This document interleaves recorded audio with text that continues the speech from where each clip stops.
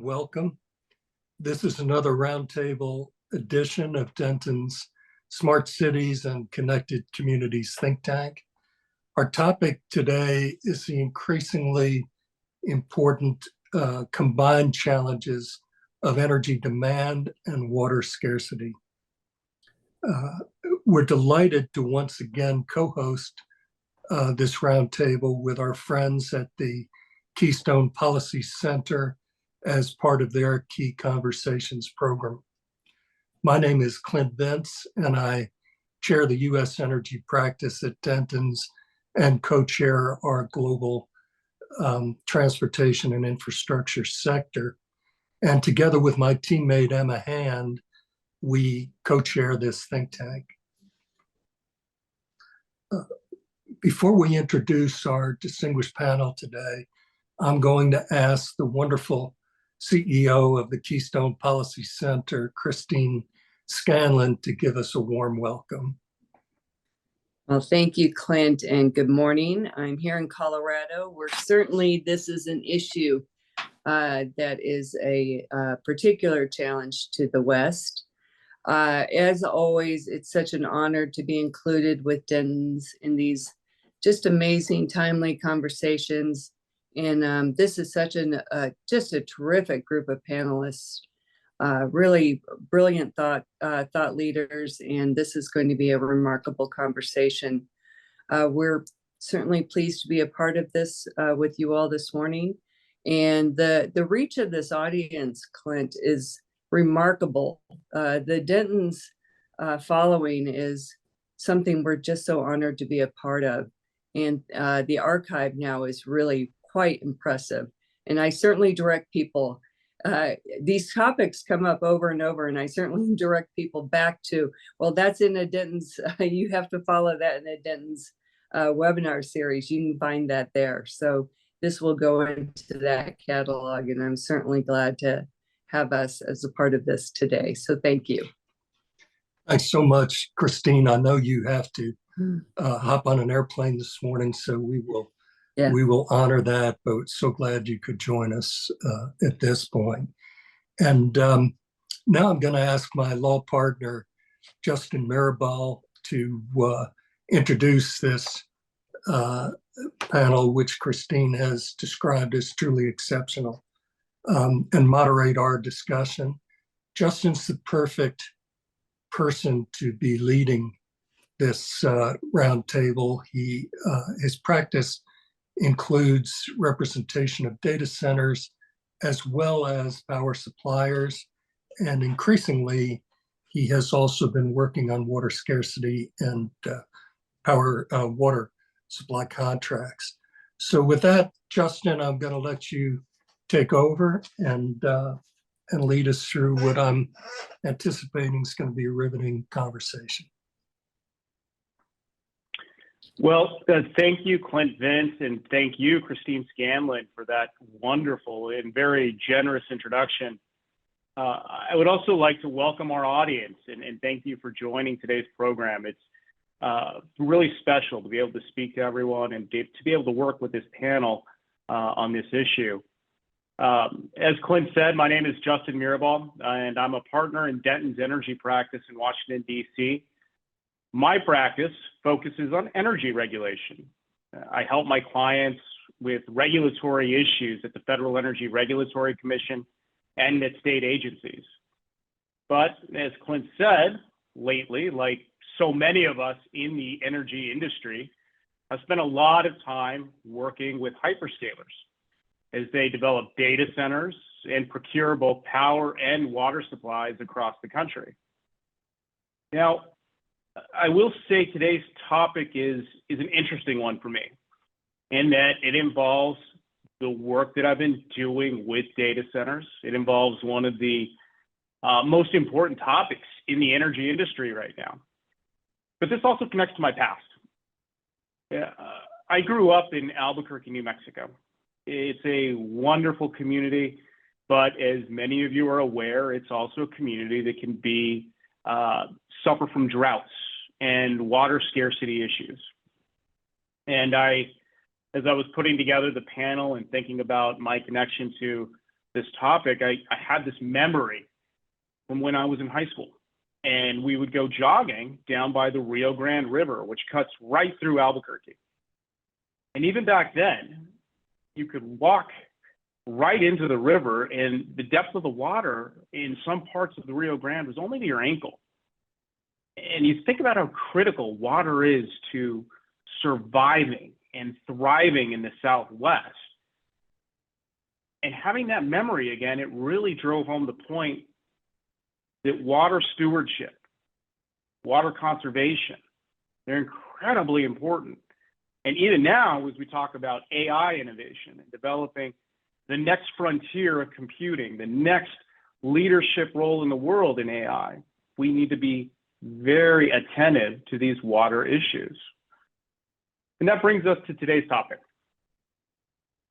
I'm joined by a stellar group of panelists.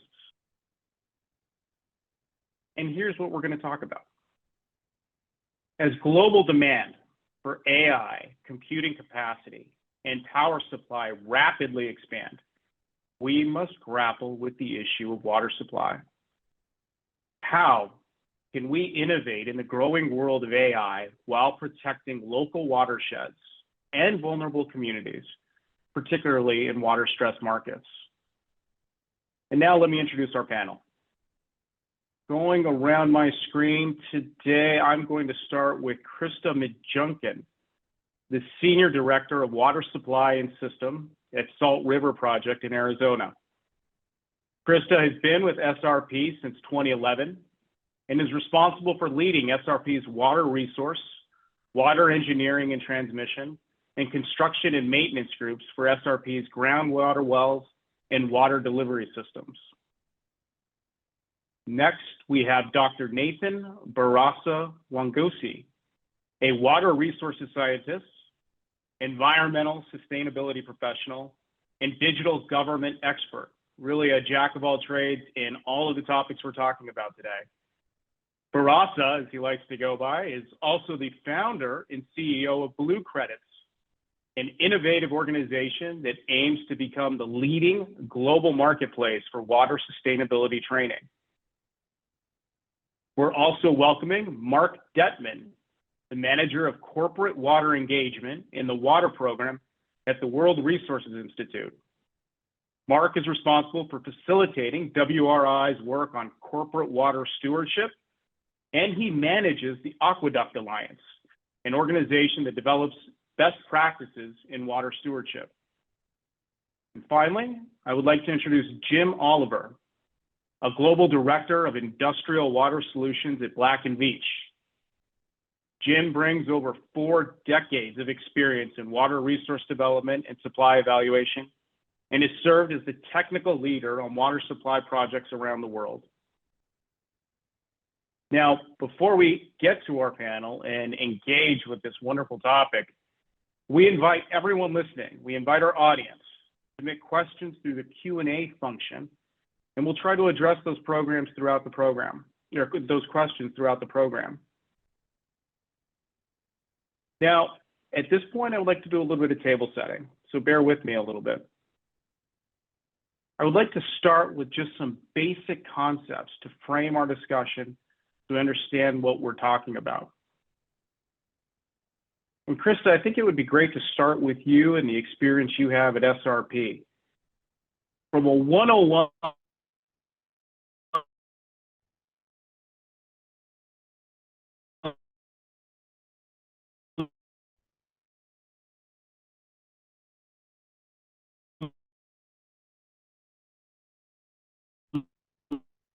level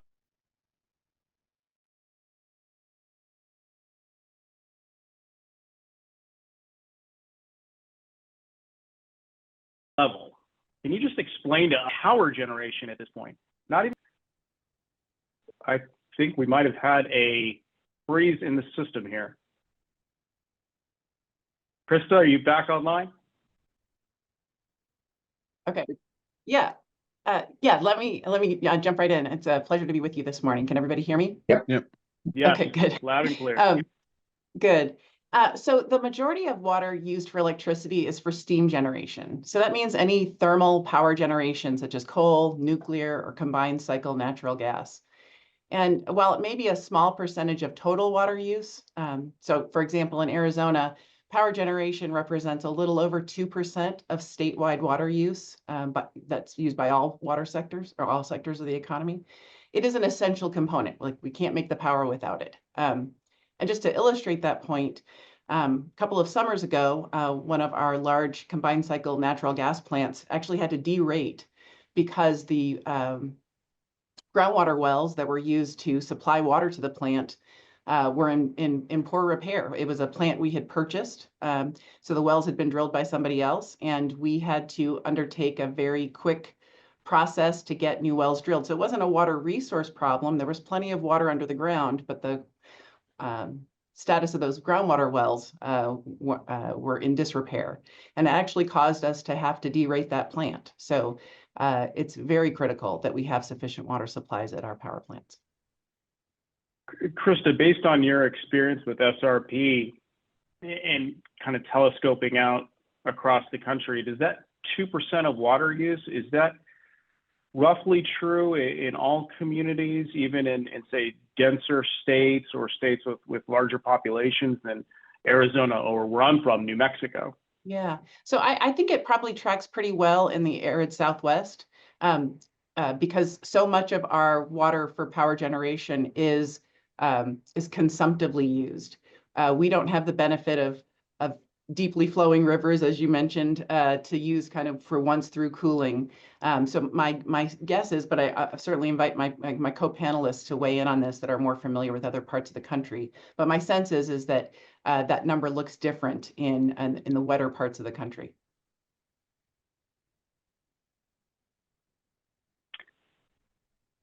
And Barasa, let me just go back to first principles on some definitions on what it means to be water scarce versus what it means to be water stressed. Back to your analogy or your experience as a child where you walk into the Rio Grande, and obviously the water depth was concerning, to the point that you still Sure. remember those experiences.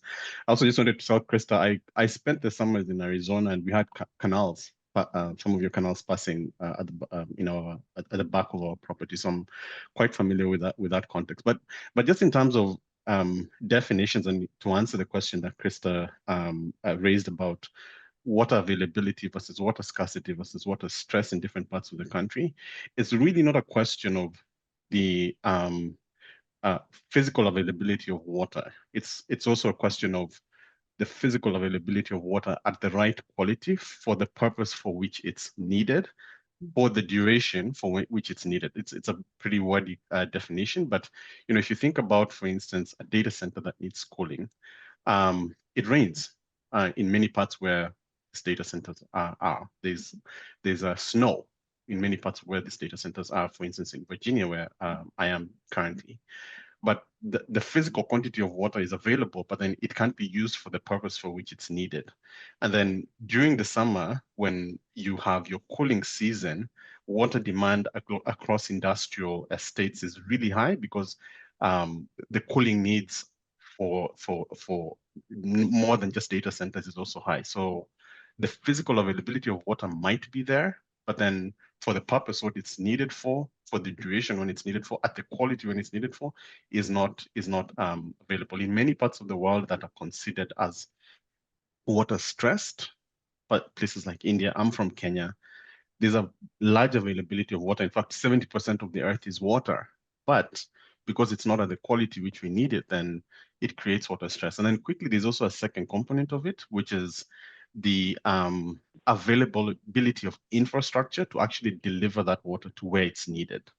So you might need water for recycled water at a data center because you're trying to, implement a water sustainability program, but then the pipeline is 10 kilometers or 10 miles away. So it's the water is available, it's just not physically, you're not physically able to move it. So I think those definitions are really important when you think about water stress, so that, when you talk about like communities or industrial estates or watersheds being water stressed, you're not just considering whether there's physical availability of water. There's a lot of water on Earth. I mean, the Earth is 70% water. Our bodies are more than even 70% water, but that water is not available in the quality, duration, and sometimes quantity that it's needed for. So I think that clarification is really important.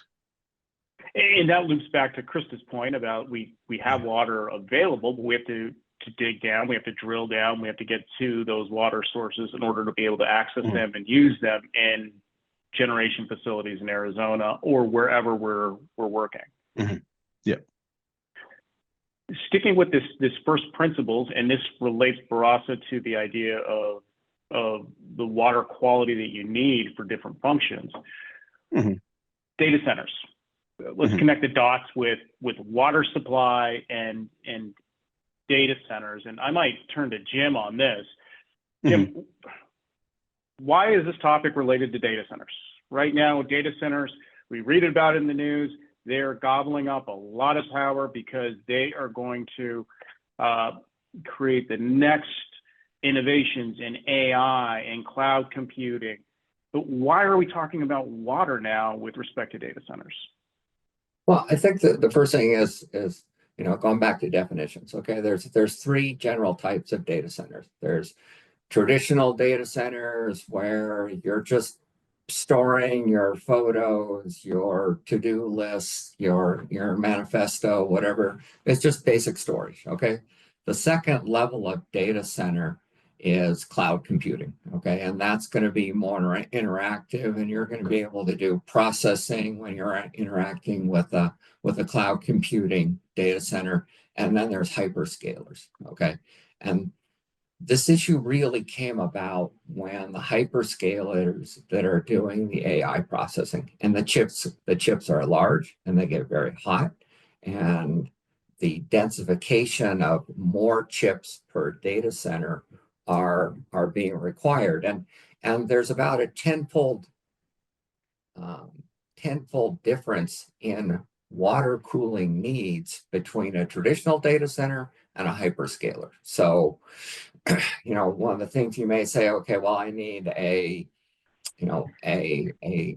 300,000 gallons per day for a traditional data center. Well, for a hyperscaler, I need 3 million gallons a day for that data center cooling. So it's not just the term data center. We're really emphasizing more hyperscale data centers. So Jim, those numbers you just quoted there, 300,000 gallons per day, jumping up, 3 million, whatever it may be. Can you put that into a context that would be helpful for a layperson? Are we talking about, enough water to fill a few pools? Are we talking about a city block? Are we talking about, what is the metric here in an understandable term or concept for people who are not immersed in the water industry? So 3 million gallons a day, depending on kind of your gallons per capita data use, but that's going to be roughly about a population of 10,000. Okay. And so those, so that 10,000 people may equate to saying, okay, I'm going to add a subdivision of, let's say, 2,500, 3,000 homes. Okay. That's a big subdivision. Okay. And for some of these municipalities, that gets to be a choice. Do I want a data center or do I want a large subdivision? And, those numbers are kind of based on the evaporative cooling. There are different ways to cool data centers. All right. So there is evaporative cooling, where basically it's like you're just running water over filtration pads and basically lowering the temperature by evaporation. Or there's also dry cooling, which is more of a fan-based system. And then there's hybrid, where you use both. But the comparison, thing I always remember that. So if I'm in Phoenix, where I lived for a number of years, and it's 120 outside, Do I want to be in the pool or do I want to be inside of a big fan? Okay, when you fly over Phoenix and you look out the plane and you look at over a residential community and you see a whole bunch of things in the backyard, do you see pools or do you see big fans, right? I mean, water is incredible media for cooling. And so the choice and the terms of the amount of energy required to do that cooling is always going to push you in the direction of water just because it's highly efficient. I mean, power plants have been using evaporative cooling for years. You know, they are looking at dry cooling on the power side also, but water is just highly efficient. And there's a trade-off there, right? I mean, the evaporative cooling and relying more on water supplies for your means of cooling, it's less power intensive. Yes. But if you use less water, then you need more power for the air cooling systems. So there's a tension either way. There's no free lunch. So if you're going to use dry cooling, you're going to have a higher parasitic load on your power demands, and then that power is going to likely require more water. So it all fits into the general equation. So I think most of the customers we work with that are looking for data centers always want to look at the evaporative cooling option first. All right. Okay. Can we do it? Can we find 3 to 4 million gallons a day of water for cooling? Okay. Then if that doesn't work, okay, let's start looking at the other options. But the first cut, because the hierarchy of siting a data center is, do I have power? Power is the most difficult part of data centers to get because they use massive amounts of power. The second is water. Do I have water? Am I able to do the cooling? And the third is, do I have the land available? If I'm in the East Coast, can I be, tapping into riparian water rights and being adjacent to a waterway? In the West, am I near the power grid? Can I look at groundwater, other sources of water that may be available? So that's always a hierarchy. So power first, water second, land third. This is helpful, again, to orient me to the issue and the scope of the problem when you're talking about a data center, just in terms of the water, ignoring power and land. You compared it to a subdivision potentially. That sounds pretty significant. I'm going to turn over to Mark now. And in terms of talking about subdivisions of houses, of residential houses and trade-offs, seems significant. But is this in the aggregate globally? Are you seeing this problem based on some of the data and the research that WRI has engaged in? Yeah, no, thank you for I can't wait to jump in here because we're getting into some of these tensions and paradoxes and trade-offs.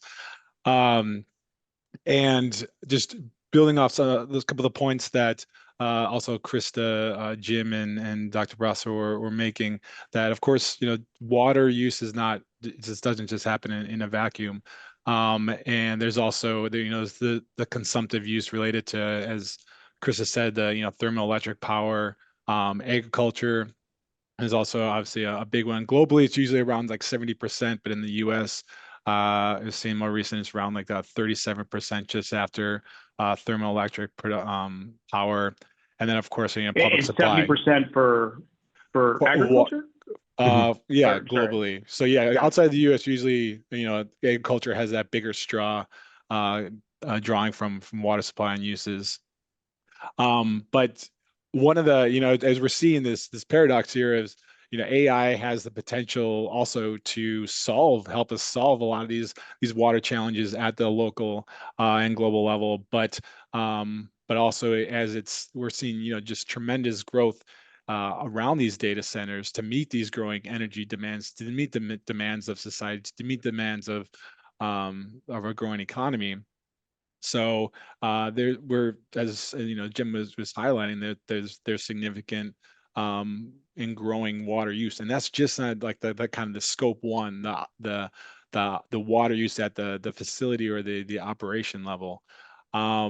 But to again to kind of put it into a little more context, I saw that there was a recent study from the University of California, Riverside, where researchers found even with conservative estimates that the combined scope 1, so again, that's just like the operations facilities on the data centers, and then scope 2, so this is the water use embedded in the electricity production. So it's not just the cooling, but it's the production then to going into the power and for the data centers.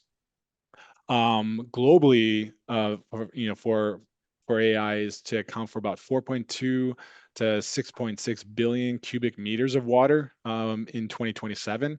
So that's the equivalent to around like 4x or 6 times the amount of Denmark's total water withdrawals for a given year. Or everyone likes using the Olympic swimming pools. It's about 2.6 million Olympic swimming pools. So that's massive, but bringing that back into that's not just the only straw that's happening. It's agriculture that's also happening, and of course public drinking supply. So we need to definitely understand what are the impacts and where are the areas that are more water stress, and where then and maybe what are the areas that have not as stressed from a physical water supply standpoint. To think about, do we have to should we be using energy to cool, or we should be using water? So, and then again, just like then zeroing back into the US, we know, as we were hearing, like it's the water consumption just of the data centers, but I wanted to also highlight that what we're seeing from the other hyperscalers and the companies that we work with around corporate water stewardship. So the Googles, the Metas, the Amazon Web Services, that they're thinking, of course, about their scope 1 and their immediate data center water use, but they also have we have to consider the full water footprint there of the scope 2 and the scope 3. Not to forget that the critical minerals. There's a lot of interesting discussions going on right now about critical minerals, but the extraction of critical minerals, copper, cobalt, lithium, that's going into the conductivity and the building of the data centers, that also has water use built into that. And of course, like semiconductor manufacturing locations. So it becomes complicated very quickly, but but I know that there's a lot of good work that's currently being done, and I'm sure we'll get into it around understanding what are the different metrics that can be used.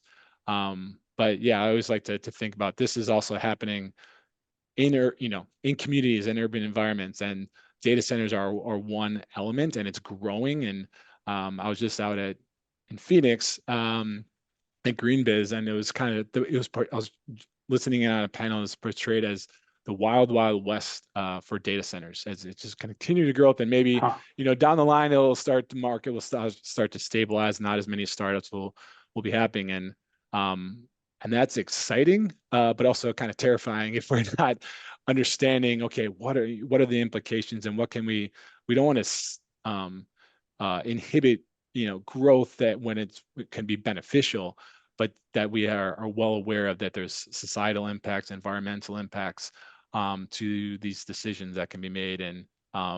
And there's, of course, we'll get into it, but like there's really cool technologies that are coming out that can help those decision making to bring down that the water use effectiveness.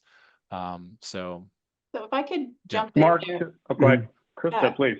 I just wanted to share a little bit of Arizona's, or at least the Phoenix area's experience with kind of the onslaught of data center growth.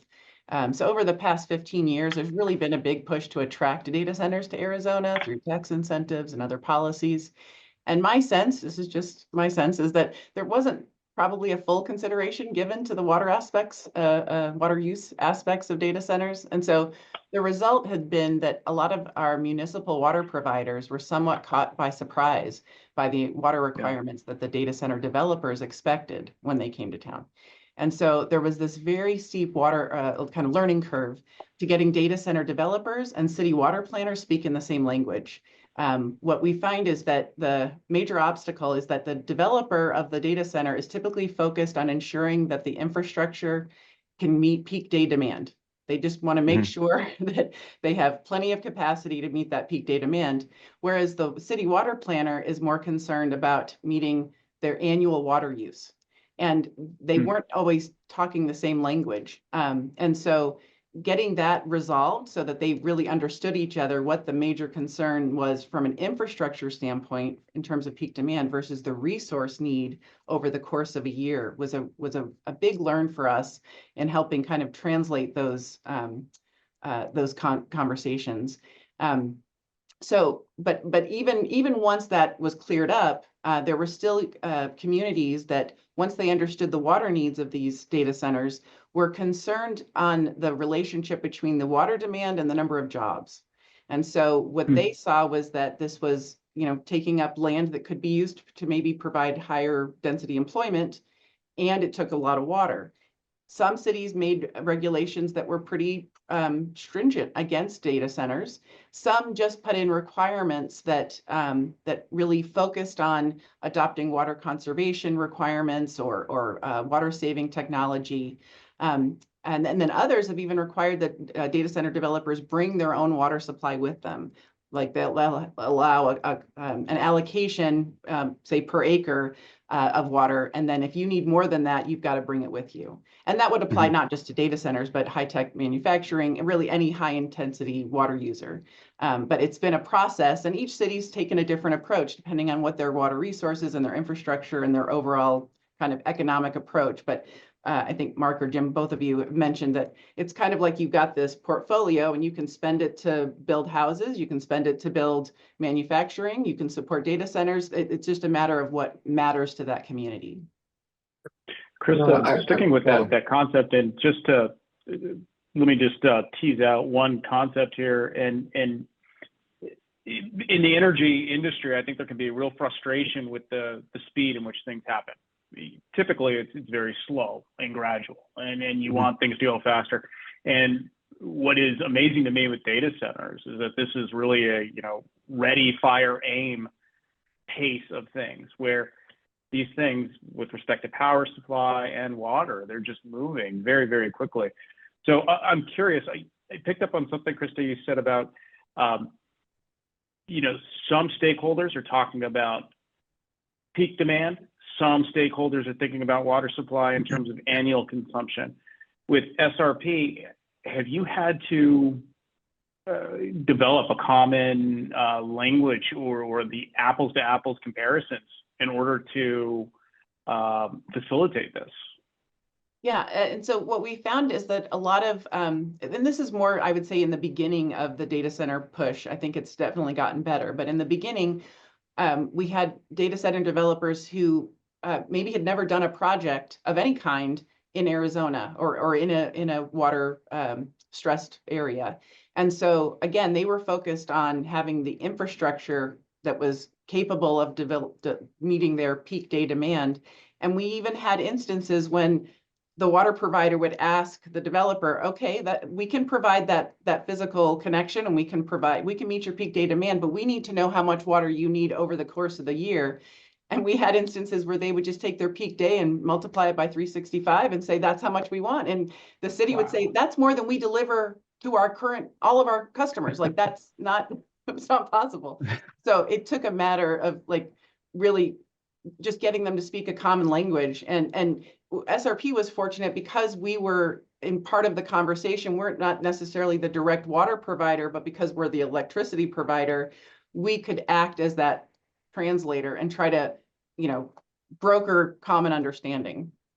Yeah, and Justin, the reality is data centers are not the biggest culprit in the room. They're just the biggest building. That's why they obviously get the level of attention that they have been lately. But they're also the highest value water users. And to describe that, I think about how much corn you'd need to produce irrigated or pick your favorite crop to be able to meet the water to value demand that data centers are producing, right? In terms of offering cloud and AI services. So the reality is agriculture, municipal water supply, and all these other water users, maybe even recreational water users, are much larger water consumers than than data centers. I always say actually nature is the largest water consumer. So we also have to allocate that amount. The other thing is, and I just want to write off something. And what do you mean by that, Barasa? That nature is the largest water user? So I'm very focused currently. I spent about 3 years working as the water sustainability lead at AWS. And previous to that, I was a water lead at IBM. So I've kind of seen the growth of this relationship between technology and water. And where it started was initially most data centers, as we think about like data infrastructure, was what they called on-prem. It was at the premise of the bank institution. I even saw data centers in toilets, like, racked up. So those data centers needed just air for cooling. That, they were small, they fit in rooms. I remember the first data center I actually saw was, fit in a 10 by 10 room. There were just a couple of racks, and that's what it was used for. That's about how much capacity it was needed for the level of competition that Jim was describing earlier. That was maybe about early in my career, about maybe 12 years ago. What then happened about 5 years ago, this started, when AWS started to build out the infrastructure for Amazon's e-commerce site. They would put these data centers in warehouses, and then 10 years into it, they were putting them in. They started to build data centers to support that infrastructure. And then AWS obviously was spun off as a separate company and started to offer these services for offering computing services to Airbnb and banks and government. Strategically, those data centers were located obviously where you had physical security actually before land. So there's quite a high concentration around the DC area. You also were staying away from really hot regions because of the demands for water in drier regions. Water is particularly used during they call it the cooling season. So when that's typically in the summer. Other than that, the water demands, to Christa's earlier point about peak demand, is really high in the summer, but then you want that water available throughout the year. So most data centers currently are in more temperate regions, but then because of demand for bandwidth, they started to move to arid areas, but also because of demands for land. And then by 5 years ago, when I was getting into joining Amazon, 3 to 5 years ago, these data centers were on like tens of acres. So you're talking about 10 acres, 50 acres. Now, for AI data centers, for hyperscalers, what Jim was describing earlier, you're talking about thousands of acres. There are data center campuses in Mississippi, Pennsylvania, so along the coal belt where they're connecting to the power supply there, which are in the thousands of acres. So that's the scale we're talking about. And water still remains the only medium that can actually provide that level of cooling. To answer another question you asked, Justin, about how are they building this infrastructure so fast, they have standard designs. They have very standard cookie cutter designs that they build. And as Christa was saying, the ratio of jobs to infrastructure or space is very low. So you have a lot of jobs when the construction is being done, and then suddenly it dries out. A data center, I think, can be run by maybe less than 30 people because you bring contractors in to do different things. So those are kind of the issues around how the data center industry has evolved. I'll quickly tie that up by saying data center cooling, again, is also not a very significant culprit, because you basically have what Jim is describing. Water comes in, it goes through these heat exchanges, either through direct or indirect cooling, and then it goes through what you call cycles of concentration. So that's basically going through the medium to cool and evaporate. Then depending on how efficient, it'll go through 3 to some go up to about 8, and then that water is basically just discharged. I have argued that some data centers actually produce water that is still at potable water quality, because all you're changing is the ionic content. You're basically concentrating the water because you're evaporating some of it, right? You're not doing anything other than that. And it's also in a closed loop, so there's no external pollution that happens. And that water is basically just dumped out. And in many jurisdictions, because that water is considered in industrial wastewater, it has to go to the sewer. So the data center industry is not the biggest culprit. They're just the biggest kahuna in the room. They're also doing a really good job at disclosing, which other industries don't do. But the trouble is that it's difficult for sort of water regulators to see these massive buildings, and also populations and communities to see these really massive buildings and think that they're not very big water consumers. Thank you. Well, Jim, let's pick up on something that Barasa just brought up here. So this water is discharged.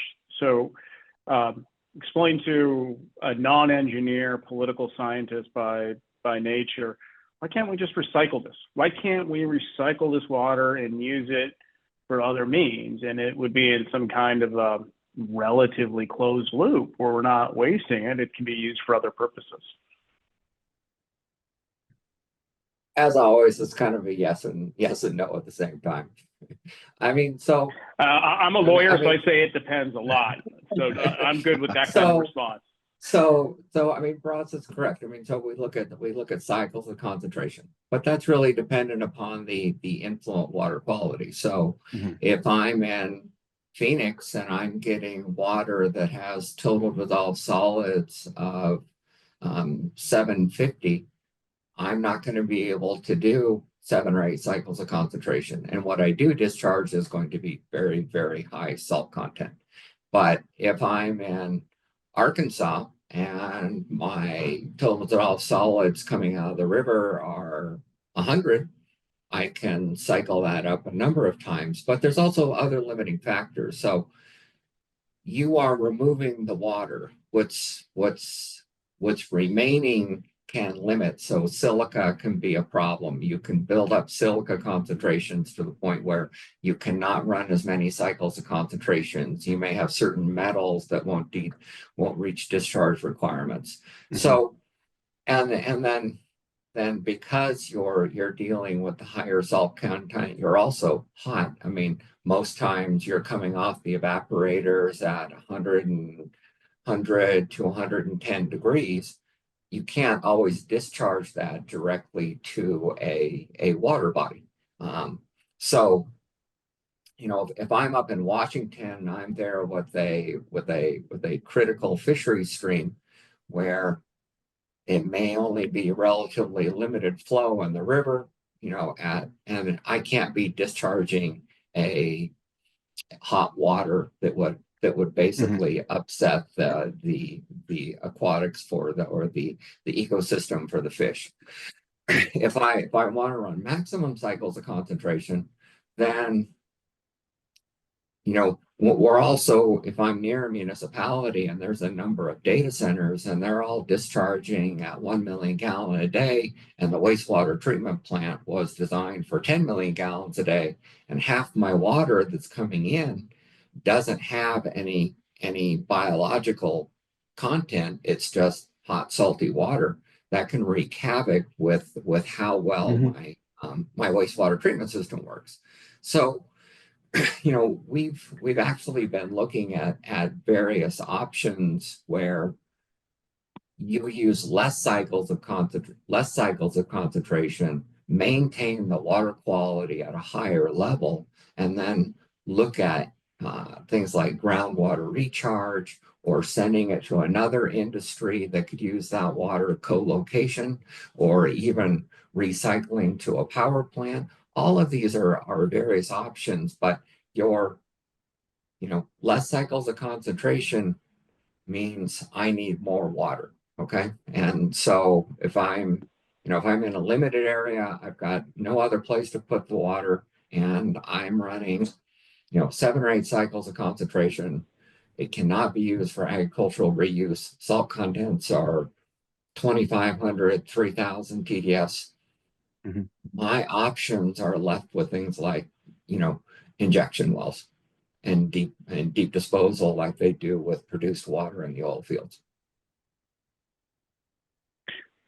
So, Barasa, in your last comment, you mentioned that anymore, a lot of these data centers, there's somewhat of a cookie cutter design template for how they're built. Mhm. But Jim, based on what I'm hearing now, depending on where they're located, the water issues might be very different depending on how they're disposing of that water and what is nearby, whether it's a river with sensitive ecosystems, or it's Christa, it's in your neighborhood in SRP.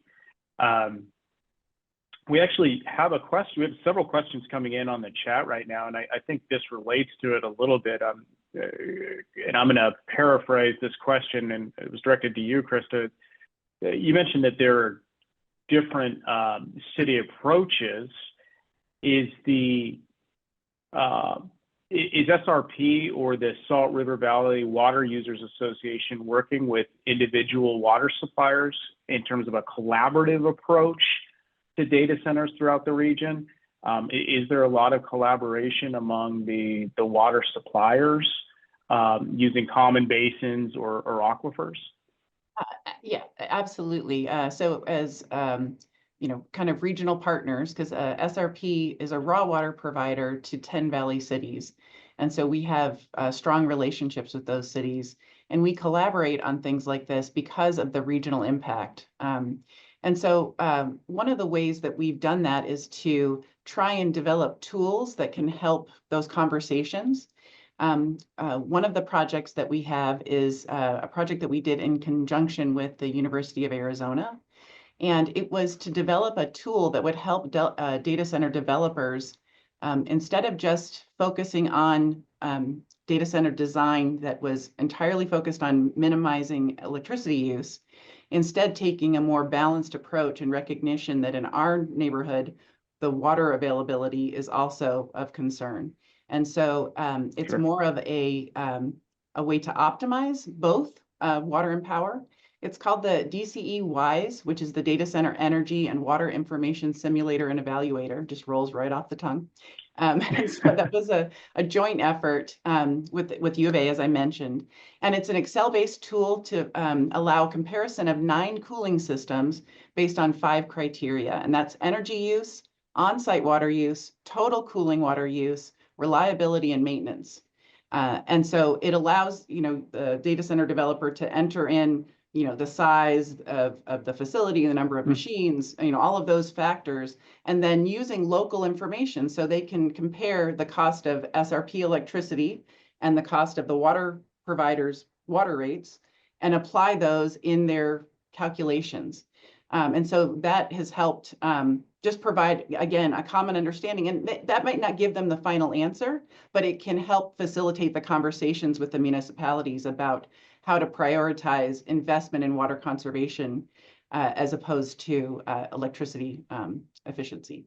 And one other project I wanted to mention, when we think about water quality, the water quality impacts of how water is used at data centers, there's another project at the city of Phoenix where they have implemented additional water quality cleanup or treatment at their cooling towers at Terminal 4 of Sky Harbor Airport. And it was kind of a demonstration project to figure out what the water savings would look like versus the investment in that additional treatment. Because it's, it's the cost of the infrastructure, the cost to run it, chemicals over time. And they're saving, they actually got return on investment. They thought it was going to take 3 to 5 years. It was closer to 18 months. They're saving 50 million gallons a year, and that's just a cooling system at one terminal. And so there are ways to make those investments pencil out. And in fact, the city of Phoenix is now offering incentives for other facilities with cooling towers to where they'll provide rebates from your water rates for the initial investment you make in those kinds of water saving technologies. So that would apply to any large cooling system, not just data centers. Yeah, but the On challenge this that, issue, sorry. So I was going to say, so the challenge that the data center industry has actually is not the ability to estimate or get a footprint of what their water use requirements are. The challenge they have is disclosing externally, whether that's to the utility or in their annual disclosures, which I'll talk about in a bit, how much water they actually need and use. And the reason they do that is because there's a direct tie to how much water you use to how much energy you're using and how much energy you're using to what your capacity within that data center is. And my experience has been that the tech industry doesn't, that is considered proprietary information. It becomes problematic when you think about that footprint basin-wide, because if you have agricultural fields, you have different industrial water users. That's not something they necessarily want to obscure from the public view. But then because of competition, because of estimates on how much capacity a company will have, you can then use that to again estimate what their data center capacity will be, and that's information they don't necessarily want the competitors and the industry to necessarily have upfront. So what they then do is that they give global numbers or averages of their water footprints. The way that is offset is through I guess water sustainability or water positive programs, which really look at a couple of things, some inside the fence, which is what is happening within the data center, and then at the basin level, but also in terms of investing in water availability. So improving efficiency, back to what Jim was saying with respect to like water use, the number of cycles of concentration and how much water you're actually using. Higher cycles of concentration means that you're using less water because you have more water within the data center. And then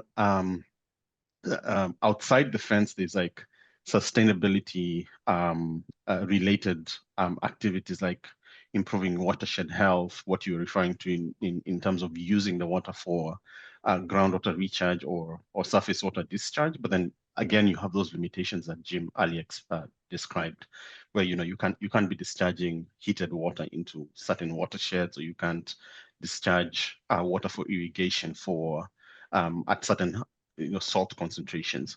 So the water positive programs try to offset that with sustainable water sourcing, improving inside the fence efficiencies, beneficial discharge around irrigation, and then replenishment, which is watershed based.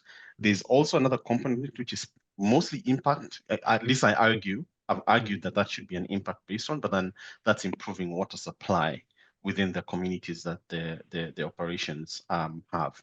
One last thing to mention is data center capacity and cloud capacity that companies have don't necessarily always match one-to-one, because companies will typically, in the industry, there's data center providers, hyperscalers, hyperscale developers, there's cloud providers, but there's companies like Amazon, etc. The big five, the big tech companies have both capacities. So they're building data centers providing cloud, but there's also hyperscale developers who are not necessarily cloud providers. So what the large tech companies do is that they lease that space, the hyperscale space from these developers, and use that to provide cloud, especially in emerging or edge regions. What that means is that when they're doing their accounting, they're only mostly accounting for their own data centers, but there's also capacity in other data centers that are not their own, whose efficiencies they cannot really control. So that's been a real challenge in the industry. Well, let's stick with this transparency concept. And Mark, I wanted to go to you. If you can kind of educate us on the interplay between the scope 1, scope 2, scope 3, and some of these transparency issues that we're talking about now and disclosure issues. I think that would help us understand the visibility that we have into this issue. Yeah, and just on that last point, that is a really complicated, like, for one co-location site to have kind of two different entities, but it's clearly, it's using the same kind of water supply source and or discharging, and how to differentiate that. Transparency is really difficult, and what we're seeing, of course, like across the hyperscalers, as they're reporting out in their sustainability reports, it's usually around that water use effectiveness score, which quantifies how efficiently a data center directly consumes water in its cooling operations. It's again, that is the scope 1, which is great. Like you gotta start there, and but Is efficiency just using as little as possible to achieve yeah, a your lower cooling score goals, would be basically? the goal. And then there are the on-site improvements that and you can use different types of technologies to try to lower that score to make to be more efficient within the data centers. Of course, expanding upon that to that scope 2, to the other embedded, the water use that's embedded in the electricity production, becomes more difficult to report on that. There are some companies out there that are starting to do that and disclose that in their sustainability reporting. I'd be curious. I mean, I'm not an expert in the regulatory side of things and what like a Denton's view would be on, but of course, as you're seeing like the reporting requirements that would come from like either the SEC or if you're over in Europe, like CSRD, but I know that process has been kind of, pun intended, watered down with the scaling back of what's required. But I think at the end of the day, we still, want to be promoting, and from a transparency point of view, what is most material to the business and that kind of double materiality. So what is a data center or a company, it could be really any company's impact on a water and their dependency on a water source and their impact on that same water source. And I would imagine from like an investor standpoint or like shareholders can bring that pressure to and ask and demand from different companies for that disclosure and how they're accounting it. I think it does get challenging that I can imagine that that top figure is just reported at a global scale, and of course we know water also is very different at the local level. And then there are other valuations that can be done that get into what Dr. Browser was talking about in terms of net positive water impact. And this is an approach that is getting more traction across not just the tech sector, but other companies in corporate water stewardship space. Whereas he mentioned it like it's generally, it moves beyond just like a water balancing approach, but to actually add to restore, replenish, to give back more to communities. So that could be water access projects or watersheds, or to improve the amount of water from what is being withdrawn from that watershed. And one way that some companies typically do this is through volumetric water benefit accounting, which is guidance that WRI, along with other partners, are updating new guidance around. But it's essentially how companies can credibly make these claims about the amount of water use that is being used. And I bring this up just because it is more like sites and location specific. Yeah, so like there has to be a connection, a hydrological connection to a specific water challenge. That could be a water quality challenge. It could be a water quantity challenge. In the case of VWBs, it's water quantity challenge, but there's also going to be coming up, there's expanding guidance out there on water quality benefits, but that'd just be another metric. But even VWBs, water quality benefits, these are not, mandatory report. It's flexible but it's a way to try to get companies to start comparing, apples to apples at a watershed level. But I do, it is challenging out there, and it's good though that companies are trying to, and especially the big tech companies are trying to put out their disclosure on their water use, because I imagine, and this gets to other I think lessons that we can learn from history and other sectors of, they want to get ahead of a bad reputational risks that might come in, saying like, hey, there's a lot of attention. We do have these now massive hyperscaler locations that are being built, and communities might be like, hey, yeah, why we're struggling. We're farmers very nearby. We're really concerned about this water use in this location, and how transparent is the water use for that site or for that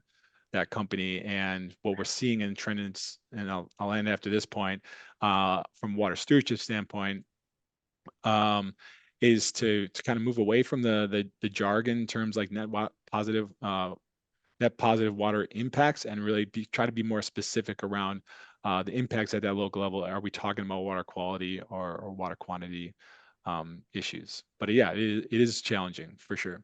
Yeah, Mark, This might be for Jim. Go ahead, please. well, I think I want to elaborate on what Mark was saying there, but almost all of the large technology providers have made commitments to mitigate their water footprint 120%. Most of them have global sustainability water sustainability reports, and Right.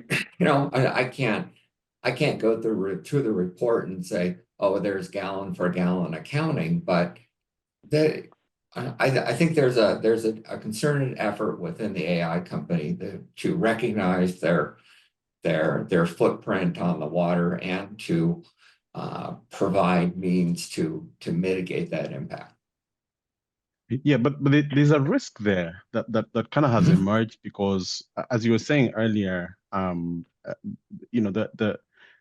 Christa was saying, nobody anticipated how much water would be used, right? So initially it was a good thing because everyone wanted to report, and then suddenly you're realizing that because of not just hyperscalers, but because of AI, you're needing orders of magnitude more capacity, but orders of magnitude more water in a relatively short time. So, as you're saying, Jim, most of the tech companies have made water positive commitments for 2030. Will be net positive by that time, and they were making these commitments, I think, 2 years ago, 2023, 2022, without And sort of for also, yeah. just let me interrupt you there.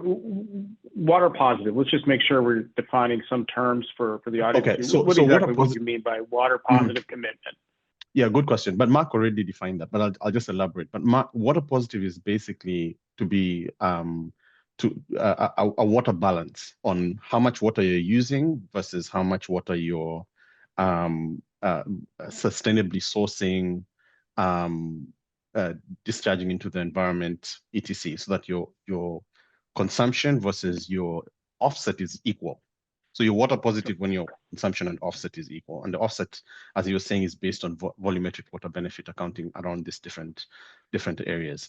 There's a lot of controversy that has come up around like watershed related, water sanitation hygiene projects, because those have a lower cost to develop. If you think about like building a wetland or building a groundwater aquifer a recharge project, those are very long range, but also very expensive projects to do. But if you're doing a water sanitation hygiene project in India, it's cheaper. So capital is starting to move towards that, but then there's arguments around, is it even ethical to do it that way?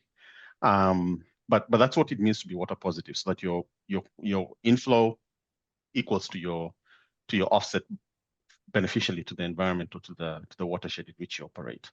But as I was saying, the risk there is also that companies can also misuse these metrics to change the narrative around their operations, right? And also influence, because ESG reporting, is currently now being, as Mark was saying, it's regulated by the SEC, and there's a reason for that, because it can easily be used to bump and play around with shareholder perceptions. So there are a couple of risks there that also need to be mitigated. What has also happened, and I think this is actually a question for you, Justin, is that this question of materiality, in which companies are beginning to argue because of the regulatory requirements, they're beginning to argue that, wait, water is not material to my operation, so I don't need to report it.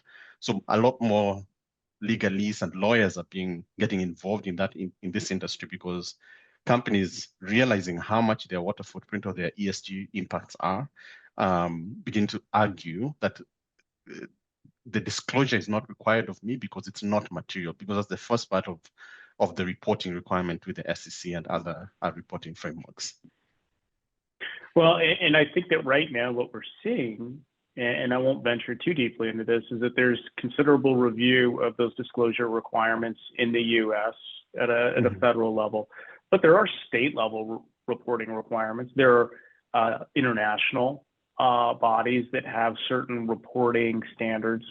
So it's not like these reporting standards are going away and we're going to be working in a black box here. I think that there will still be metrics and there will still be expectations for disclosures. And I wonder, Christa, in your experience in Arizona, are you seeing, as it relates to even job creation related to these data centers or the land that could be used, are you seeing more attempts to regulate water use at a local level and it's expanding out to county, state, and or are you seeing it the other way around? It's coming down from the state legislature to the governor's office. No, we haven't seen any effort kind of at the state level to add regulations. We are pretty pro private property rights and the kind of freedom of the market to affect those kinds of trade-offs. But each city does recognize that they have a certain portfolio of resources available, and then they implement policies that recognize the value of those resources.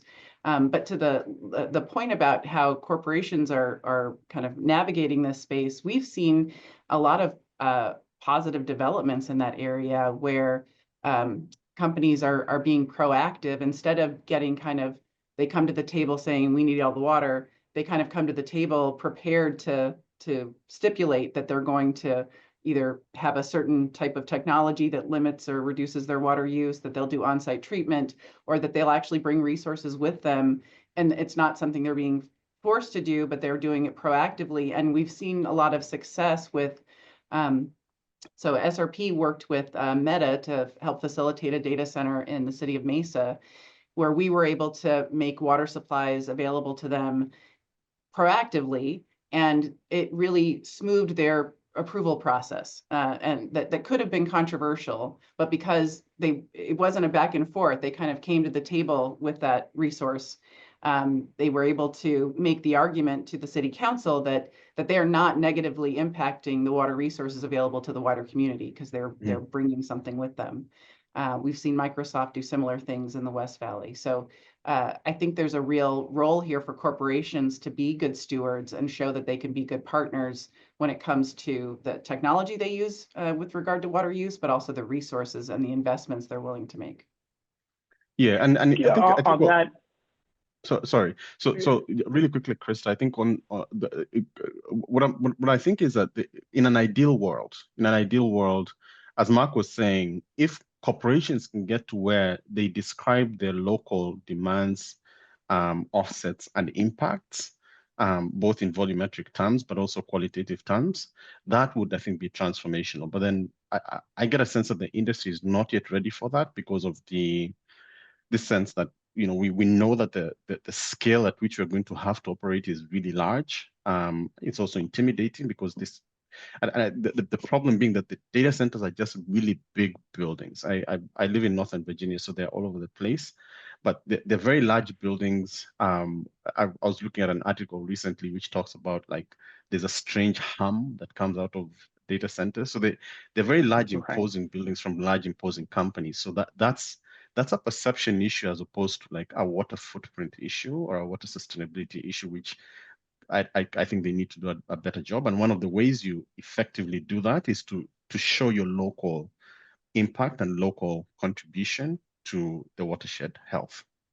But by the way, I'm not a big supporter of the water positive goals. In fact, what I've advocated for is to use water positive as a health indicator that is a continuous monitoring process over and above the targets. In terms of these innovations, I want to make sure we touch on these too, whether it's a regulatory or different permitting approaches, or even technological innovations that can help address and mitigate these issues. Mark, I think you were excited to talk about this at the top and to discuss some of the things you're seeing from your perspective that can help monitor these issues and alleviate some of the concerns.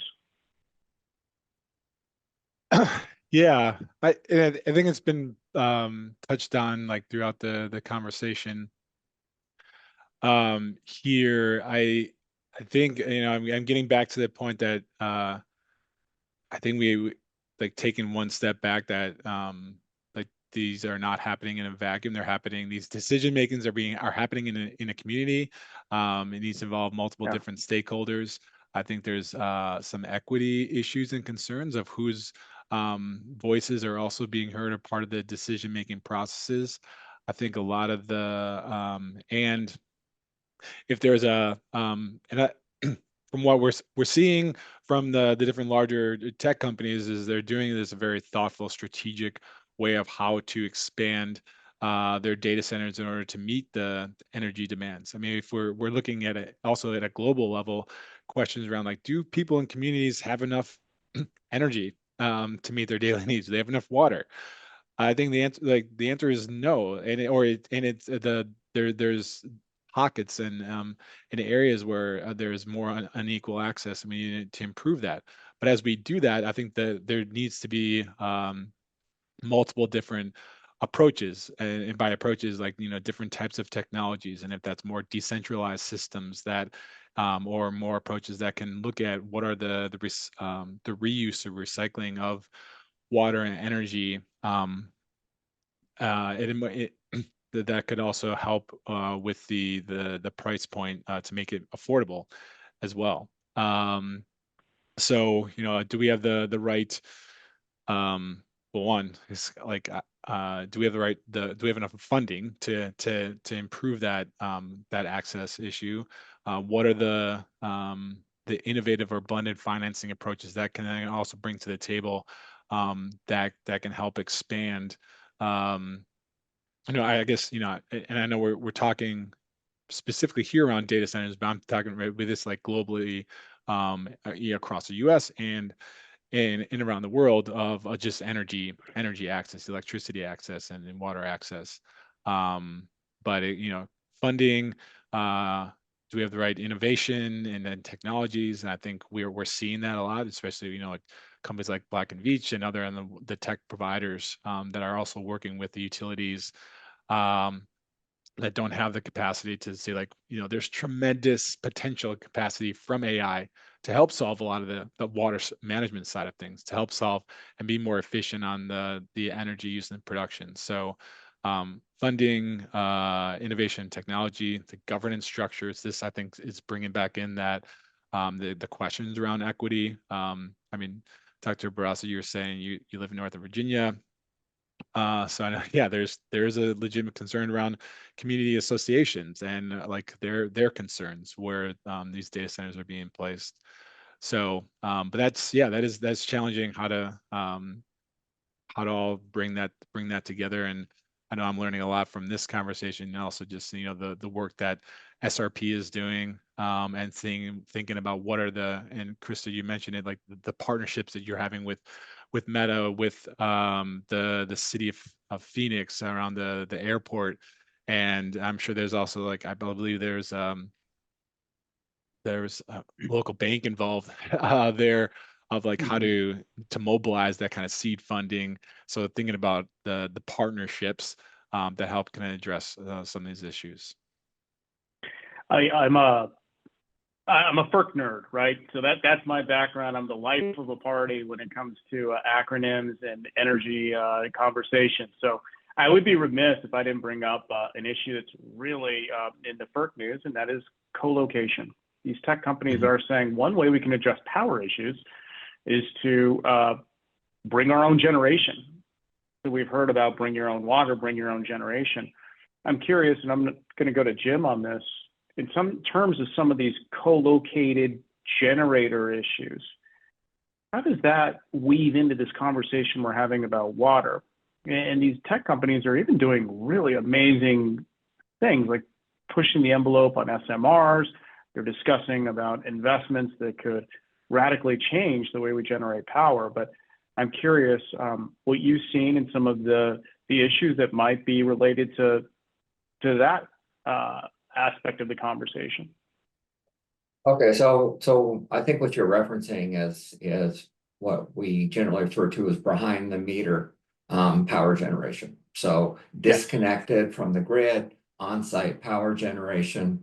So, I mean, let's take a look at an example from the water standpoint. So if I'm doing a data center that requires 500 megawatts of power, I need to generate probably closer to 750 megawatts of power. So if I use a combined cycle power plant, that's going to require, I don't know, probably somewhere around 3,500, 4,000 GPM of water just for the combined cycle power plant. So my total water demand now at the data center might be closer to 10 million gallons a day. But there's things I can do with combined cycle. I can take waste heat, I can circle that around.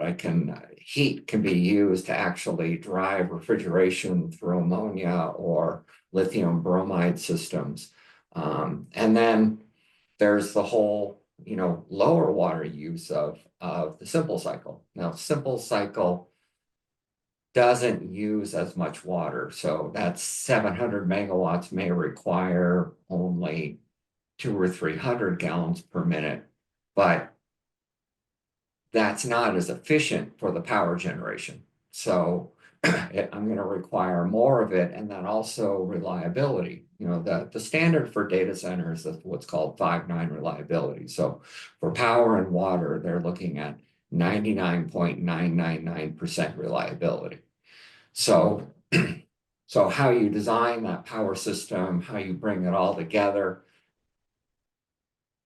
And then also, I think the other question is, and you would answer that you would know this more, is can you do behind the meter power generation? Is that really going to be, from a regulatory standpoint, be allowed? Yeah, and then Well, beyond, beyond that, I think it's the increase in demand over time. The current demand for data centers is something in the order of 1,000 terawatt hours. That's a lot of zeros, and that demand is not going to increase in slowly. It's going to increase quite a lot, to almost double just in the next 2 years. That's about as much power as you need to power about 70 or 80,000 homes. So it's a lot of power demand. But what hyperscalers and the cloud industry is doing is beginning to look at sort of more traditional clean energy sources, because there's a big push towards renewable energy, using an energy mix of wind, solar, but it simply cannot meet that pace. So they're looking at coal, which is in some ways hybrid renewable because of just the amount that is available, but also nuclear. The problem though with nuclear is that there's also additional cooling water that is required to keep those plants cold. And then with the use of sort of co-location, you're seeing data centers being located closer and closer to those power sources. And there's several examples of that in the tech industry at present. In fact, there's been some acquisitions of nuclear facilities. But then the caution there is that there's going to be also additional water that's used to cool those data centers, and maybe that's an opportunity for co-location in terms of what you do with the discharge water from the data center.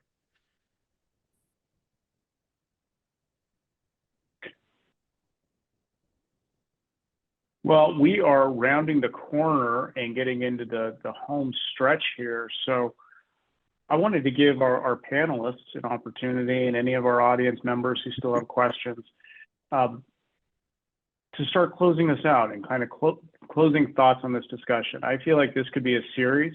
I mean, we haven't even, you brought up coal-fired power plants, Barasa, the mining industry, and water stressors. I mean, that's a subject we didn't even touch on. Things like, what if all our predictions are wrong and we don't actually need all of this electricity going forward because things do become more efficient? I might be looking at this through rose-tinted glasses in that respect, but What if we build out too much? What happens with stranded costs? Who's going to pay for this? I think there are so many issues that are embedded in this topic. But I do appreciate the conversation today, and thank you to all of our panelists. Closing thoughts, and let's start with you, Christa. Any closing thoughts on this issue? Yeah, so one of the questions we talked about, including today, had to do with whether or not we have enough water. And you bring up the notion of perhaps overbuilding. And from a water standpoint, I'm a belt and suspenders and another belt type of approach. Right. So I'm not worried really about overbuilding for water, because when you ask if we have enough water, it's like asking if you have enough money. It depends on what you want to do. So our region has made and continues to make significant investments in water infrastructure and resources, but it will absolutely take new supplies to meet this demand in growth of all sectors of our economy. And so we're really focused on, as I've spoken about, collaboration as a region to make those investments. So we have new projects on the horizon to create new water supplies and to create a dependable power system that incorporates renewables. So one of those projects is a pump storage project where we would build a new reservoir in order to be able to store solar power energy to be used at nighttime. And so those are the kinds of projects and the investments we need to be making so that we have a secure, reliable power supply and water supply. And so I think venues like this, where we get to hear from different parts of the country and different aspects of the discussion, have been really, I've learned a lot today. So I'm appreciative of all my co-panelists. Thank you for having me. Thank you, Barasa. Any closing thoughts?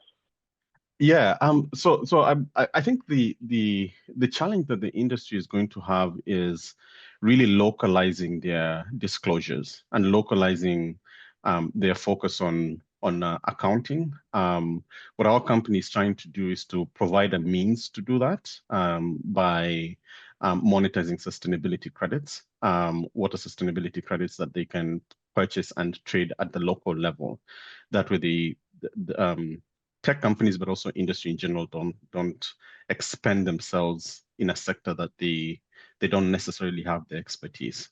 So that's something I'm really looking forward to. It'll be really interesting to see how the industry responds to the amount of demand that's in the pipeline for AI, and how much water you need to keep that cool. I'm very optimistic, but I'm also cautious in the sense that there's, for the foreseeable future, you do not have a viable alternative for cooling, but also that the existing infrastructure is not going anywhere. You simply cannot turn off certain data centers just because they're critical, also because the investment required to like upgrade is very significant. So a lot of the existing infrastructure will stay. So it'll just be really interesting to see how the industry works towards being water positive, but also how those demands will change their approach to water sustainability. And Mark, any closing thoughts or things to plug? Yeah, no, I can't believe how quickly this webinar went by. Cautiously optimistic is I think it's a good space to be in, not just pessimistic or skeptical.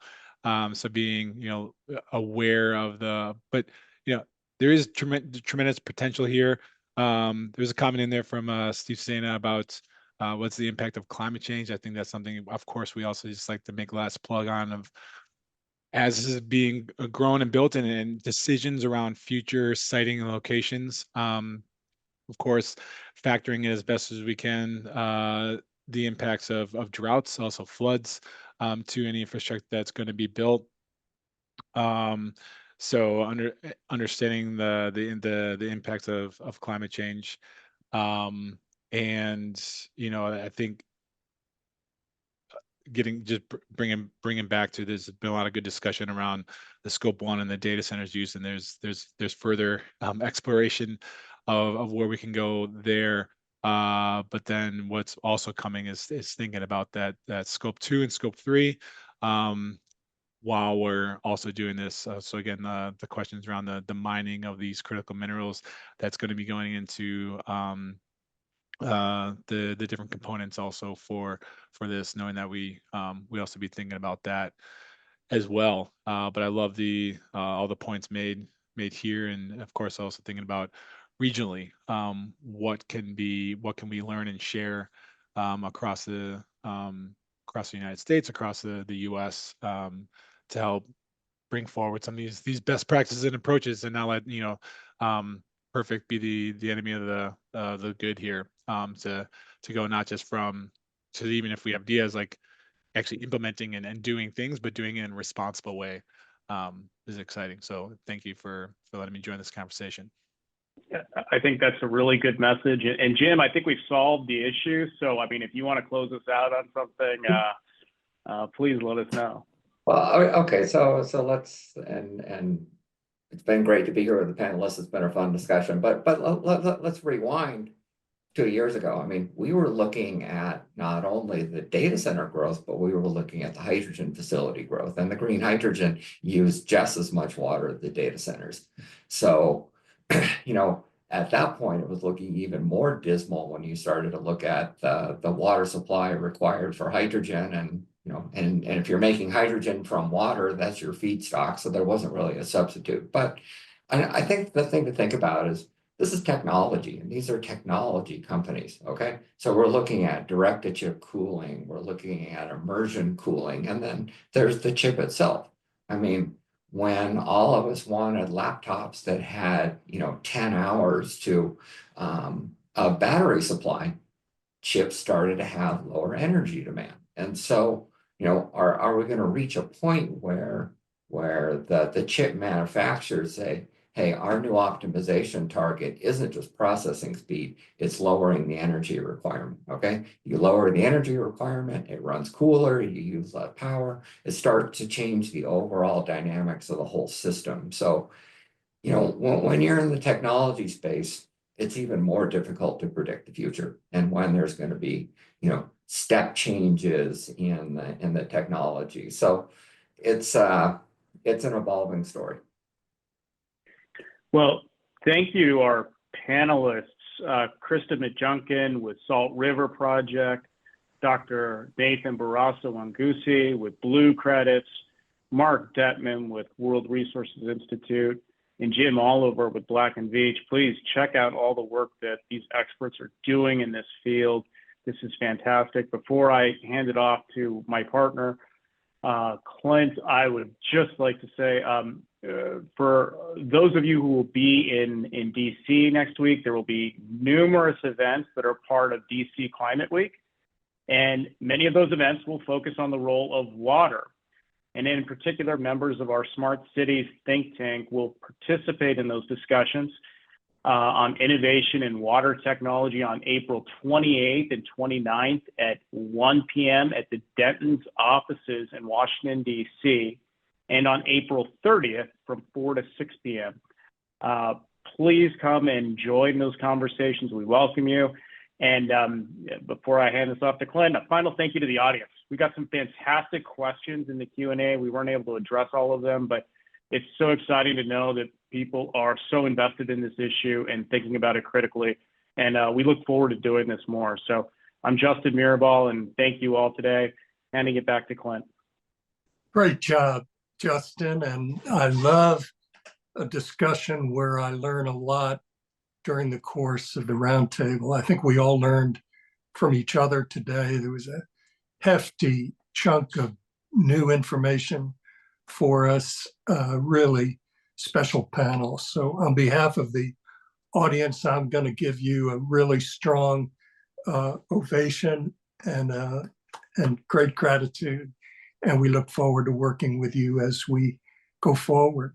So wishing everyone a great day today.